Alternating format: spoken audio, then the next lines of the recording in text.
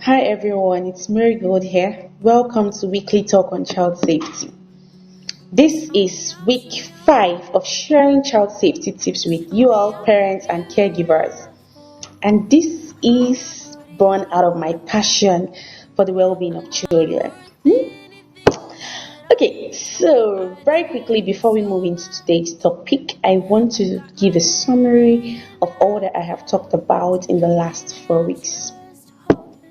So very quickly, I mentioned to you that child sexual abuse is a universal problem and we need to trash it out before it consumes our children. Statistics says that approximately 1 in 6 boys and 1 in 4 girls will be sexually abused before the age of 18.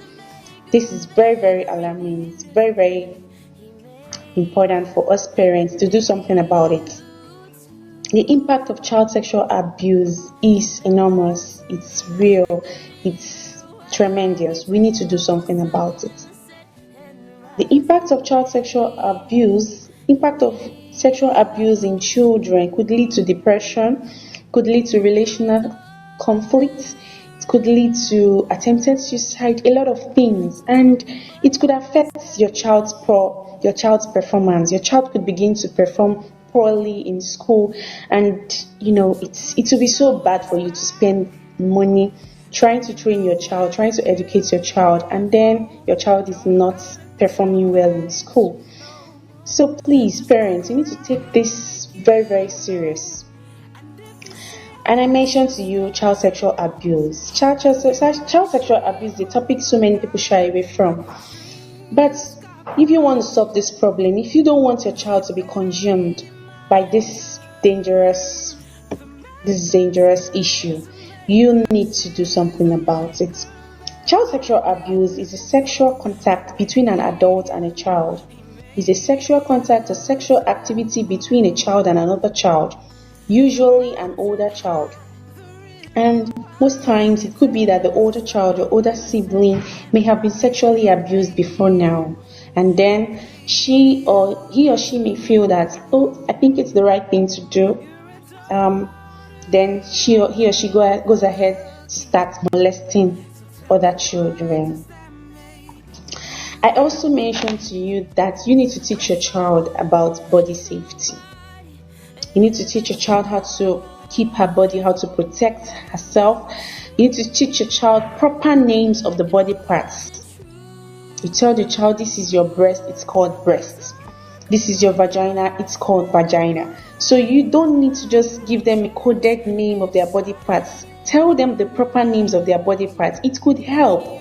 Maybe your child maybe something almost happened and then she comes to you to tell you. It will save you a lot of issues. That's why you need to tell your children. Mention to them, tell them, explain to them, this is the body, this is the name of your body part, this is your vagina, nobody must touch it, this is this part of your body, nobody must touch it. And you see our children, when you tell them things, they listen and they're always willing to obey. So parents, it's your responsibility. Caregivers, it's your responsibility to teach your child body safety, to teach your child that her body parts are private and no one should touch it, and she shouldn't touch another person's genitals as well. So basically, this is a summary of everything that I have talked about in the last 4 weeks. So you could still go check the videos, download, watch it, and also try to relearn. So the essence of this video talks is to educate you, to empower you, to be able to keep your children safe. It's like a reminder. Okay? So today, very quickly, I want to talk to you about warning signs of sexual abuse in children. Yeah. Every time your child comes back from school, he or she has something to tell you. You should always, I know parents, especially nowadays, we are always very busy and we tend to be so tired and we don't give these children attention. So now if you don't pay attention to your child, you would not see the warning signs that your child has been sexually abused. Hmm? So that's why you need to watch. You need to watch out for these signs that I'm going to share with you right now. You need to watch out for these signs and so that you know the proper action to take. Okay, so very quickly, these warning signs could be physical, it could be behavioral, it could be emotional. So for the physical signs of sexual abuse in children, you see that they your child may just have symptoms of sexually transmitted diseases. That is a warning sign. Parents, watch out for this. Don't overlook this. Also, your child may be having some signs of trauma. Um, the child may have trouble walking or sitting. You just find out that your child displays knowledge of sexual acts inappropriate for their age, or even some seductive behavior. Yes. So another physical sign is you just find out that the child kind of makes strong efforts to avoid a specific person. You know, when this person comes around, she just tries to, avoid this person. That is a warning sign. You should look out for parents. And another physical sign is this, that your child doesn't want to change clothes in front of others or even participate in physical activities. That is a warning sign you should look out for. Also, now your child also tries to run away from home, like he or she isn't feeling safe in the house. That's a warning sign, and it's a physical warning sign that that child may have been sexually abused. Then there are emotional signs of child sexual abuse. When a child begins to talk excessively about sexual topics, that's a sign that something is really happening. Okay, then the child may begin to experience nightmares or fear of being alone. I mean, the child doesn't want to be alone, always afraid. Um, it's always feeling fearful. That's a warning sign too. It's an emotional sign as well that the child may have been sexually abused.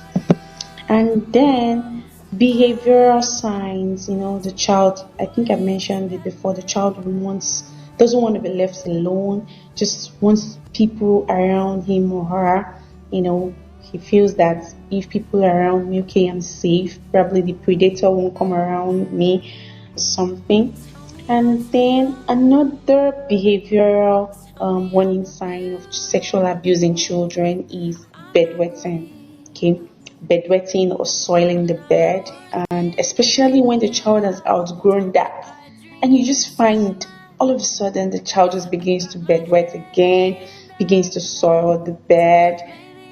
This calls really for an action. This calls for an action. So basically, these are the few warning signs of sexual abuse in children I'll share with you now.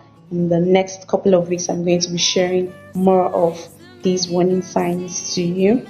So parents, please, you need to pay attention to this. You need to really, really pay attention to this, especially when you have little children around you. Okay, need to look into these. And yeah, in the next couple of weeks or so, I will be sharing in details actions you need to take when you see all of these warning signs in your children. Okay, I'll be sharing with you details as it applies to the Nigerian space where we are in now. Okay, so who to call, who are you good to call, who are you to talk to, who are you to share this signs that you've seen in your children. Okay, so this is all I have for you now. Um, thank you for your time. Thank you for watching. Um, and I hope that you're able to learn more ways that you could prevent your children from being sexually abused. So in the next couple of weeks, I'm going to be giving you more and more details, more and more information and preventive ways how you can keep your child safe, not just away from sexually abused, but also how to prevent kidnapping and a whole lot of topics that's around child safety. Okay, so my name again is Marigold Akanino.